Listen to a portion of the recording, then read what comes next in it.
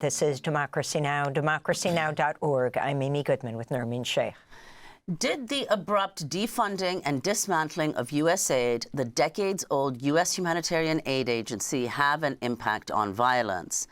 Well, researchers sought to answer that question and examine data from across Africa. They've just published their results in the journal Science, concluding, quote, the abrupt withdrawal of USAID led to a significant and sustained increase in conflict across Africa's most USAID-dependent regions. Before it was shuttered by the Trump administration, the agency was the world's largest provider of aid, active in over 100 countries. For more, we're joined by one of the study's authors. Austin Wright is Associate Professor of Public Policy at University of Chicago, co-author of the research article just out in Science headlined, Aiding Peace or Conflict, the Impact of USAID Cuts on Violence. If you could start off by explaining what you found, Professor Wright.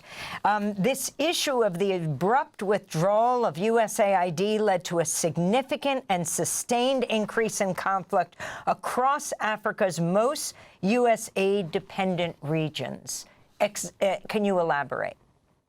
Sure. So first off, thank you for having me and for amplifying the sobering findings of our research.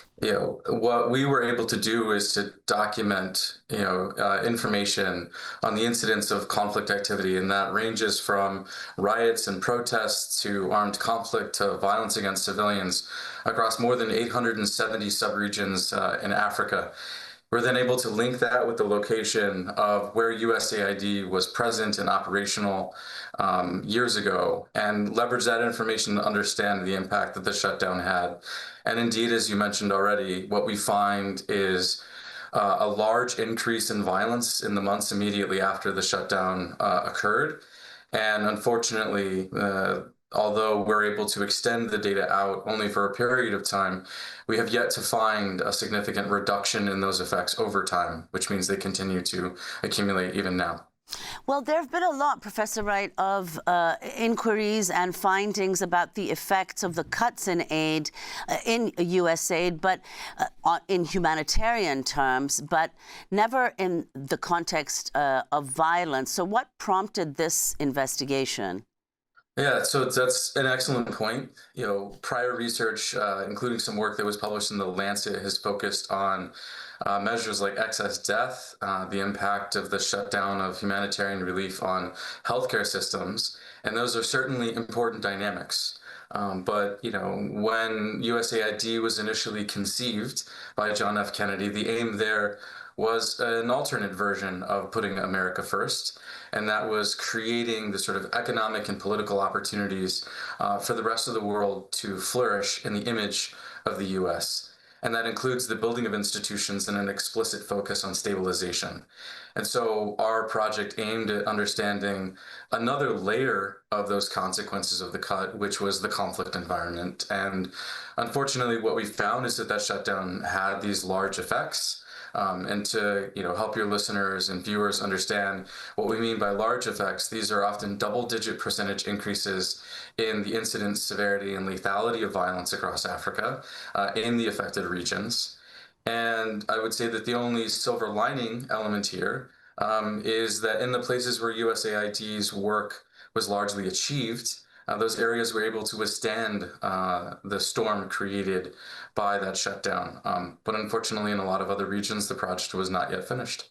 And did you make in the study, do you make a causal argument? In other words, that because the aid was cut, violence increased, or it was more of a correlation? In other words, the two happened to coincide, but you don't know precisely what the connection was or is. Yes, this is I think this is a really important question, and I would encourage everyone, especially these days, to be very skeptical of the facts that are shared.